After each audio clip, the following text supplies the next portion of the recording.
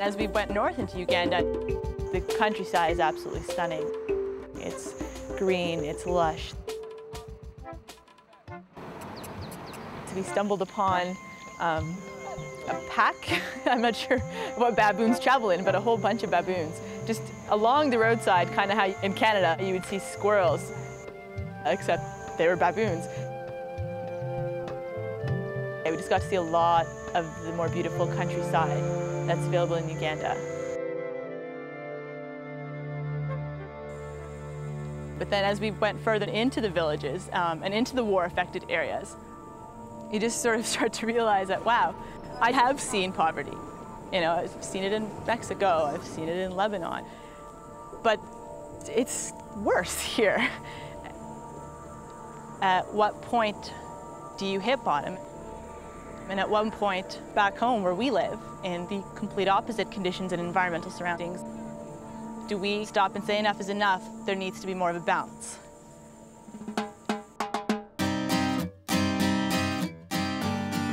I am Layal Saru, a student at Queen's University.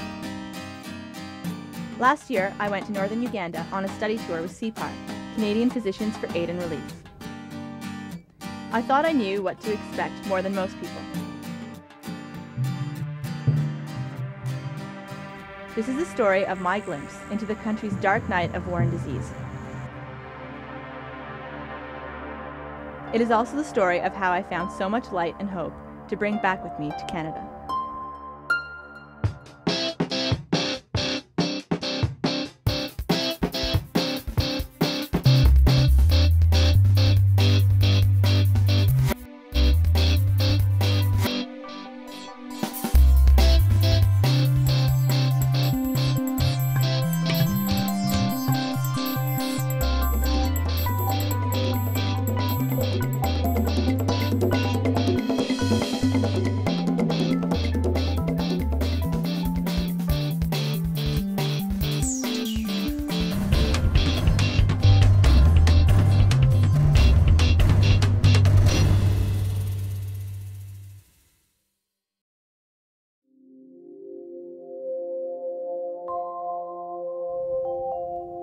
Here we are in Uganda. We are the members of CPAR's annual study tour. CPAR stands for Canadian Physicians for Aid and Relief. Group members pay their own way, but they are also carefully chosen by CPAR. I'm good, how are you? I didn't know that we're in. Within hours of our arrival, we are immersed in the realities of life in a war zone. Over the 17 to 20 years of war, there are several UXOs. Can you explain to them what UXOs mean? Okay. UXO means unexploded ordnance. Oh yeah. So when we talk about landmines and UXOs, we're talking about landmines and unexploded ordnances. So landmines. It is an ugly phrase for an ugly reality. Because landmines are very, very destructive in terms of life. They are set there to kill. So very few survive, and those are the ones that we are able to support. So there's the three aspects then, the skills training, the business management training, yes, and then the small scale loans to help them get off the ground. Oh yes, and the intention of this project is to be able to give them income generating activities so that they can be able to begin to make some money in their household. So that now that I don't have two legs, but at least I can have a project going on, so I can send my children to school, I can still buy food, so I can still remain a decision maker in the community and in my home because I have some income. So that was the beginning. The themes began to establish themselves. War, destruction, survival. For the next few days, we are meeting with real people whose stories of suffering make all too real the media stories we have been absorbing from our comfortable vantage points at home in Canada. We had been warned about this by CPAR as each of us began our preparations for this journey. It's a different type of challenge when you're working in a war-torn area. It's more of a relief challenge. We have to meet the immediate needs of people. There are 1.6 million displaced people in northern Uganda right now living in camps. So needless to say, A lot of the illnesses, a lot of the diseases that are being treated is interesting because it's solely because of the war. There'll be an increase in cholera and typhoid. HIV/AIDS transmission is probably on the increase. This is usually the case when you're in a war zone. It is one thing to hear about this in Canada, another to think about seeing it all up close. Certain places you can cross. As we start to pack up and prepare for the road ahead, the mood is pretty serious. I think one of the fears that people have about coming to a country like Uganda, knowing its history, knowing the political situation, knowing that there is in fact an ongoing civil war, the fear is that they won't be able to handle it. It can be a very emotional process. You are bombarded with images of things that you don't necessarily see in your everyday life. I think everyone in their own way is finding this a really intensive thing. I mean, we all need time to process what we're seeing. It's definitely, I think, weighing on the entire group's mind, actually. Just sort of trying to mentally prep yourself for the reality that's faced by people here.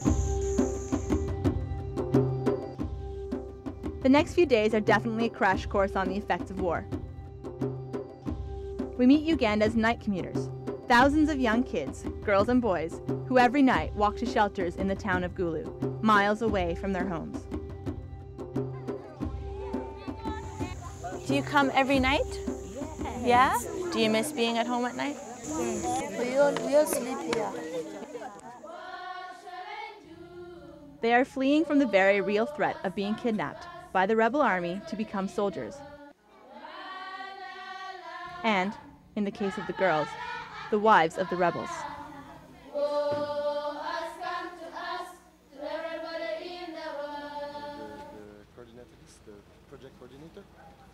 We meet young mothers, now in their late teens, who were abducted but who have managed to escape their captors and make it to one of the camps for internally displaced people, or IDPs. She says she's 15. She's 15?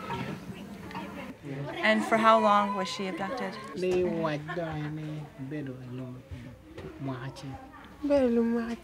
She was in captivity for 1 year. For 1 year? Yeah. And how did you escape?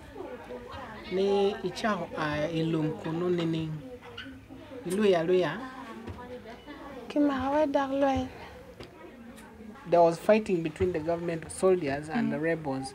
Then in the crossfire, in between there, she escaped. She escaped? What has her life been like since she's been here? How different is it?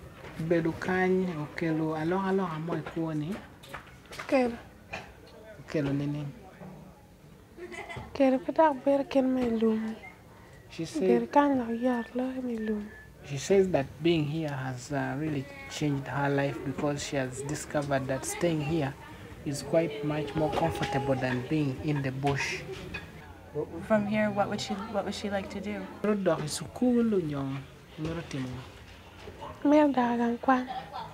She says from here she would like to go back to school. Here is someone, not much younger than me, who has had an unimaginable experience. But now, here she is with the quiet determination to get on with her education, to get on with her life. The camps of displaced people are full of these stories. It's sort of a difficult thing to wrap your mind around because, you know, a lot of times you'll see something, you're like, oh God, it can't get worse than this. But then you'll go somewhere and it is. And then, where does it end? The group, including me, had a lot on our minds. We had seen so much destruction of war. Now we would try to grasp the picture of Uganda's problems with the HIV/AIDS pandemic.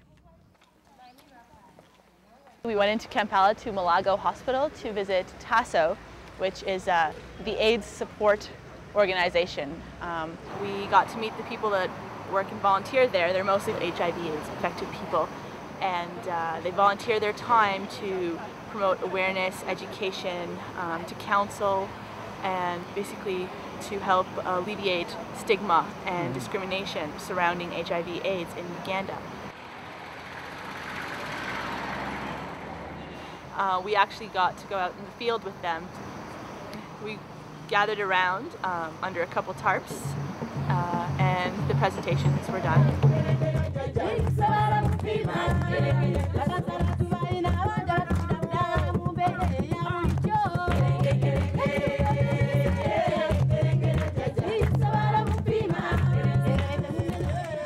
Slowly our journey takes an upward turn.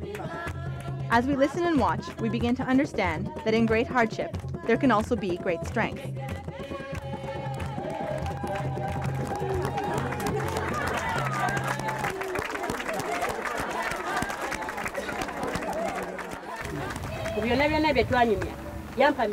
The counselor helped me. Among the things we discussed with the counselor, he talked about positive living. Positive living was firstly accepting my HIV diagnosis. If you accept your diagnosis, then you'll be able to fight each and every problem that comes your way. It's humbling. It's very humbling to see the courage that these people have. People do get turned away by family and friends and left by spouses and fired from employment. And yet they volunteer their time to go around and try to improve the experience of others.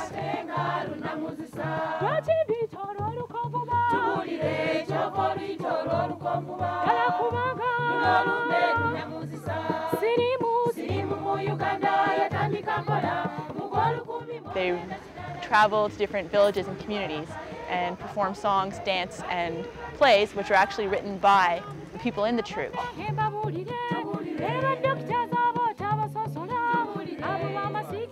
All about HIV/AIDS, its history in Uganda, how to prevent it, how to avoid it.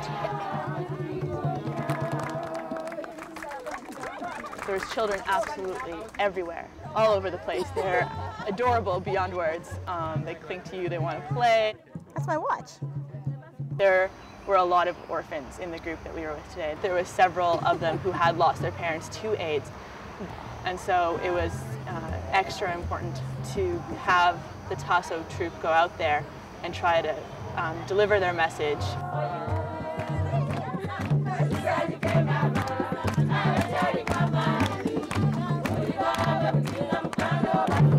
It was incredible because they're so hopeful and have such positive outlooks towards the future. You can't help but sort of start to feel that yourself. It's a contagious emotion.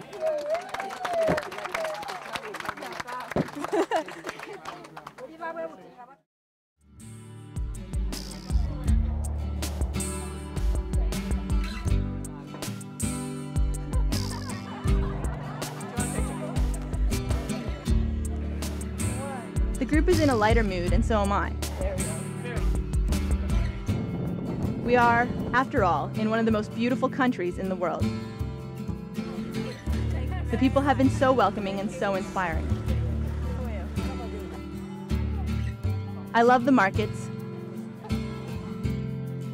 the animals along the road, and just the companionship of our group. And the Ugandan CPAR people who are helping us at every point. We're traveling with CPAR staff. We're traveling with Ugandan staff who know the ropes, who know what the security situation is, and who can prepare us ahead of time and also facilitate discussion afterwards. So it really makes it a lot easier, I think, for people to learn and to expose themselves to these issues. So I was wondering if you could just give me a bit of an overview of CPAR's programs, the work you're doing in northern Uganda. Okay, and in all the three districts, based on the need, we have different programs. In Gulu, Gizao Shibru, CPAR's country director for Uganda, is typical of our African host.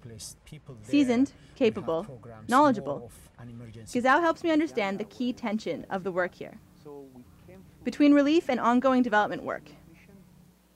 In some areas, where the war has been the heaviest and where the displaced people's camps are the largest, basic relief comes first.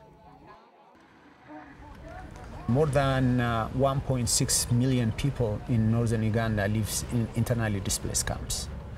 And these people have been waiting for more than 10 years to go back to their villages. The situation is extremely difficult, but I think so many good things are also happening on the ground. The peace negotiation is going on. People still try to go back to grow their food. Children still, even though there are night commuters, they still go back to school. There is a universal primary education program going on, and still in internally displaced camps you will find schools. And life goes on. The political system is the way in which countries elect its leader. Life goes on. It's our new theme. We have seen suffering that has removed us from any points of comparison from our regular lives at home in Canada. Now we start to see signs of strength and courage to match. We no longer try to find anything familiar about this. We can only stand back and learn. Everywhere we go, we see people simply taking the next steps towards a future they believe in. We went to see a protected spring that a community and CPAR have worked on. The spring exists here naturally, and the water, as you can see, is very, very clean. What CPAR has done has protected it in that now it's safe from being contaminated. The land around it has been marked off so that soil can't erode. The water is tested 3 times a month by CPAR staff, but other than that, there's a water sanitation management group within the community who are responsible to make sure of its upkeep. It's their responsibility to take care of this natural resource, to maintain it, and make sure that they do their part to increase the quality of their lives, since they have this clean water which can protect them from diseases and a lot of the health issues they faced when they were walking down to a river that had dirty water in it. We went to the tree nursery, and what's happening there is CPAR is working with the community on a project where they raise tree seedlings to about 6 months, and then some are sold, and that it's an income generation project. Some are kept, like the fruit ones, and that way they're able to raise food. Others, once sold, are reused. You can actually shred the trees down and make very good fertilizer out of them in order to grow more trees. They have tons of uses. I mean, paper, like we use them for. Trees are planted in rows to create barriers, sort of like fences within communities. It's incredible, actually, all the uses. And so this project was a lot of fun to come and see. Thank you.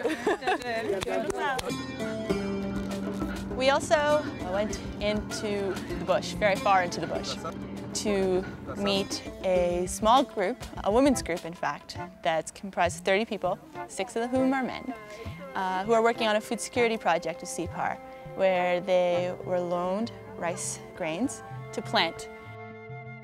They grow the rice and then they harvest it, which we got to do with them today, and it was very fun. Also, again, I was not very good at this.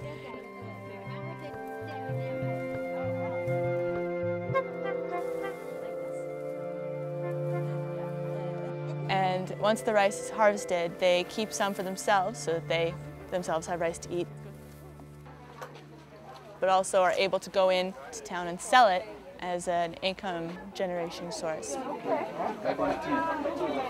Each project focuses on and covers so many different aspects of life, you know, from income and environment and taking care of existing natural resources. They're so wide-spanning that it makes me anyways, very happy and very hopeful in that, you know, if one project can accomplish so much, imagine if more resources were given and more projects were able to be implemented in communities all over, how much you could accomplish.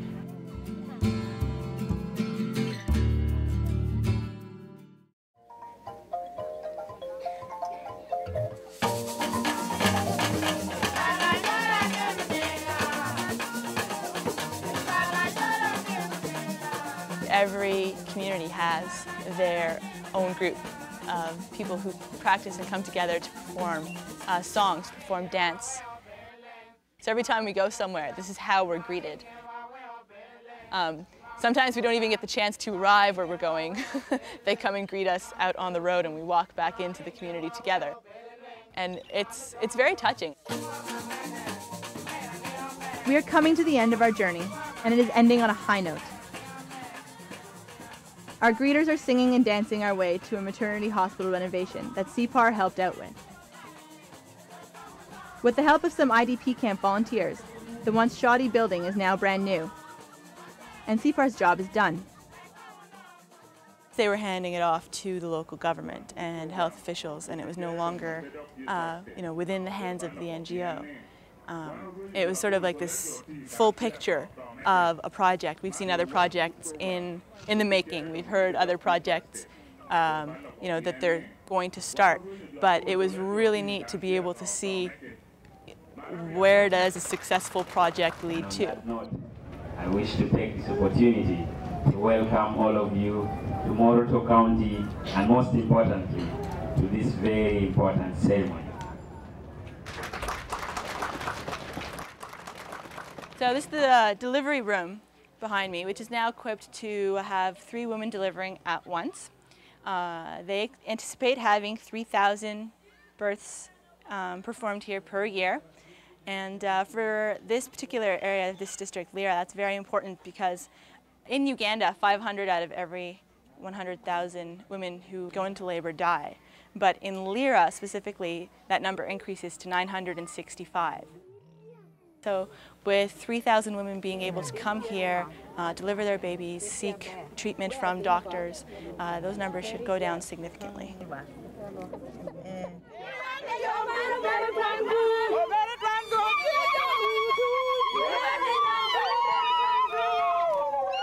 The final task of our journey was to meet with Dong Pachu, a group of village women CPAR has just begun working with.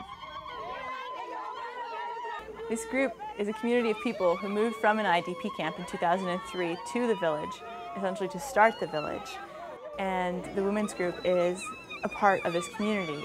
It was started back in 1994. Now it's just completely revitalized the community. So CPAR has come into this community, and with Dong Pachu, what they have done is this providing of agricultural education, of tools, of seeds.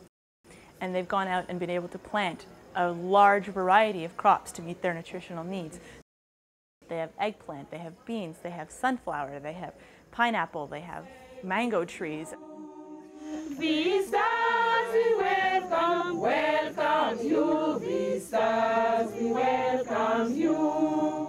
Part of the Dong Pachu Women's Group involves a music, drama, and dance team. Theirs is actually an award-winning music, drama, and dance team. Vistas, we welcome you. So they put on this huge performance for us, which included song and dance and drama. And the message is about their agricultural projects, about the food security that they're creating for themselves, about becoming sustainable. Thank you. And they presented us all with gifts as thank yous. I mean, they were thanking us for coming when really I felt it should be like us thanking them for honoring us in this way and letting us into their lives and sharing this like incredible experience with them. The drums came out after that, and the drums signify the end of the visit, the end of the event. And so the drums started, and out came the dance and music team. And it was just the greatest way to go. And walking out to the cars, everyone's like, come back. And I'm like, I really want to come back. I actually really do. So hopefully one day.